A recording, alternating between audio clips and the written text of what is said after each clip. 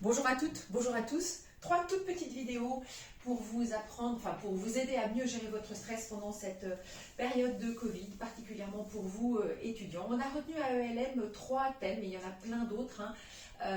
L'activité physique et sportive, la respiration, la relaxation et le sommeil. Donc on va commencer, celle-là c'est respiration, relaxation. Donc je vous mets une petite musique douce, vous avez vu, pour bien rentrer dans le thème.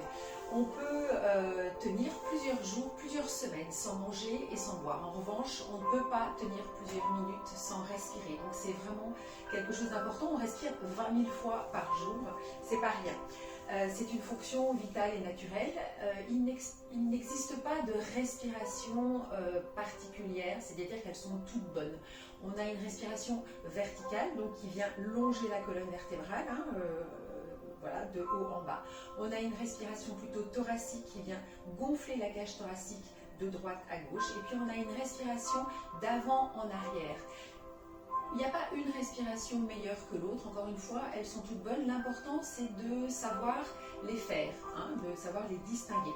Et quand on est plus anxieux, quand on est plus stressé, vous avez remarqué, notre respiration augmente. On peut même avoir des palpitations et des sueurs.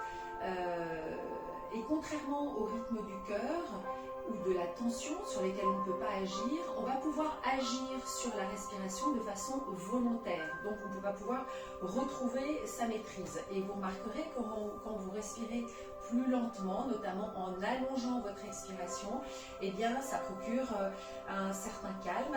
C'est pas mal de s'entraîner à faire ça pour que quand vous avez un stress un jour, vous puissiez en avoir la maîtrise et puis du coup le reproduire pour vous aider. On va commencer, si vous voulez bien, pour prendre conscience de cette respiration, par mettre votre main sur le ventre, donc entre le pubis et le nombril, et puis vous allez simplement respirer en étant relâché, en tout cas au niveau du haut du dos, pour pouvoir prendre conscience que quand vous rentrez le flux d'air, vous venez gonfler votre ventre et puis le relâcher. Ça, c'est donc une respiration ventrale. On peut essayer, donc je passe très vite, mais vous pouvez essayer de le refaire après. On peut essayer aussi de garder sa main fixe et de continuer à respirer pour mettre l'air plutôt au niveau de la cage thoracique. Donc on inspire, la main ne gonfle pas, et quand on expire, la main ne descend pas non plus. On vient mettre l'air à ce niveau-là et pas ici. Un autre petit exercice, c'est la respiration carrée. On va inspirer sur 4, 5, voire 6 secondes, bloquer sur 4, 5 ou 6 secondes, expirer sur 4, 5 ou 6 secondes, à nouveau bloquer. Donc vous voyez, ça fait un carré. J'inspire, je prends bien mes 5 secondes pour inspirer, je bloque pendant 5 secondes, j'expire, je prends bien les 5 secondes pour expirer, et je bloque sur 5 secondes, et je reprends. Voilà. Un autre petit exercice, c'est la fausse inspiration. On va commencer par expirer, puis on va bloquer, et là on va faire une fausse inspiration, c'est-à-dire que sans prendre d'air, on va faire comme si on venait prendre de l'air. J'expire, je bloque, et j'inspire à vide en fait, en quelque sorte. Donc c'est pour prendre conscience du volume de cette cage thoracique. Parce qu'en fait le diaphragme, qui est le muscle inspirateur, qui se trouve ici, là, qui fait la cloison entre la cavité thoracique et la cavité abdominale, elle fait toute la circonférence là dessous nos côtes. Ben, ce diaphragme, s'il est bloqué ou s'il est tendu, c'est pas terrible. Vous pouvez avoir des problèmes de santé. Donc là, je vais un petit peu trop loin, mais malgré tout, il est très sensible à la peur, au stress et au choc émotionnel. Du coup, on a tendance à le bloquer et à moins respirer. On fera ce qu'on appelle une sous-respiration. Et ça, c'est vraiment pas bon. On peut même avoir des douleurs au niveau du plexus solaire. Donc le plexus solaire, ça c'est un espèce de carrefour ici dans notre corps. Et on va venir, pour relâcher, masser ce plexus solaire ici. Ça nous permettra d'aider notre cœur à pomper le sang, d'avoir une meilleure digestion aussi, pour masser les viscères. Et ça va relâcher ce diaphragme qui est tendu. Parce que quand votre diaphragme est tendu, il va venir appuyer sur le dos, puisqu'il vient jusqu'à l'arrière du dos ici. Et on aura aussi moins d'oxygène. Or, on a besoin d'oxygène dans notre corps. Nos cellules ont besoin d'oxygène et de glucose pour oxyder notre alimentation. Donc, voilà, ce que je voulais dire, c'est que comme tout muscle, il peut se contracter, et quand il se contracte, le diaphragme, c'est pas bon. Donc on peut faire certains petits exercices. Bon, je vous en donne juste un. On va venir mettre ses doigts en crochet ici, et on va venir, vous voyez, vous allez venir prendre conscience, sentir vos côtes, et avec vos doigts en forme vraiment de crochet, on va venir passer par-dessous. C'est pas forcément très agréable, mais vous voyez, vous allez venir dessous, là, vous prendrez l'habitude, hein, de venir sous vos côtes, et puis petit à petit, déplacer vos mains. Je le fais encore une fois vite, il faudra que vous preniez plus le temps de le faire.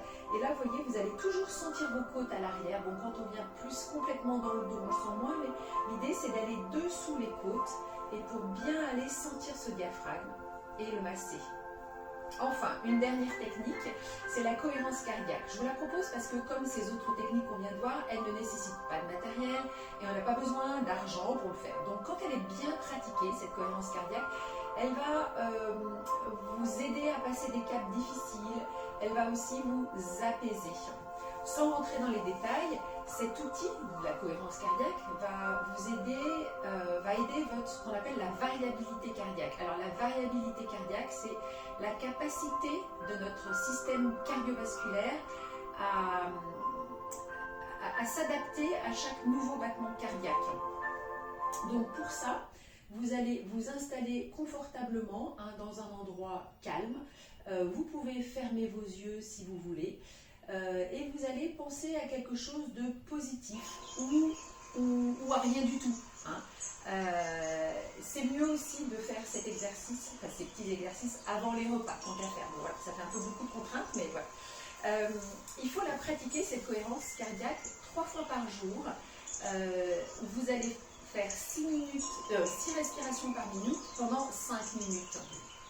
Si vous pratiquez ces 3 petits exercices 3 fois par jour, pendant 15 jours, 3 semaines, vous allez vraiment prendre conscience de tout un tas de choses. Pour vous aider, vous avez tout un tas d'applications. Là, vous serez plus fort que moi pour trouver ça. Il y en a une qui s'appelle Respire Relax. Vous entendez cette petite musique, là. Là, bon, je vous ai mis un petit fond de nature parce qu'on a besoin de nature en ce moment. Mais vous voyez, vous écoutez, vous avez une petite sonnette, tac. J'inspire sur 5 secondes. J'expire sur 5 secondes.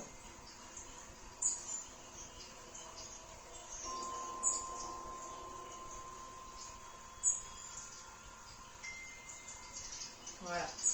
Et ben, je vous laisse avec cette petite musique et n'hésitez pas à bien pratiquer. Voilà, allez, bon courage, ça sera bientôt fini.